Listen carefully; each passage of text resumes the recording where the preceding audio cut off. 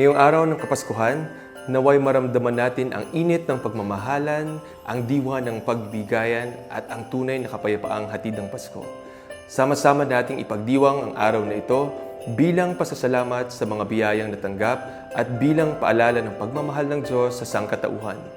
Maging inspirasyon nawa ang Pasko upang patuloy tayong magmahal, magpasalamat at tumulong sa ating kapwa. Sa gitna ng kasayahan at pagdiriwang, huwag nating kalimutan ang mga nangangailangan ng ating tulong at malasakit. Ang tunay na diwa ng Pasko ay hindi lamang sa mga panamuting nakikita, kundi sa pagmamahal at pag-asa na ating ibinabahagi. Patuloy tayong magpunla ng kabutihan at pagmamahalan, hindi lamang sa araw na ito, kundi sa bawat araw ng ating buhay. Naway maghatid ang Pasko ng liwanag, lakas at pag-asa para sa mas masaya at masaganang kinabukasan. Wally Dapla po, kasama ng aking pamilya, ay bumabati sa inyo ng maligayang Pasko at manigong bagong taon sa inyong lahat.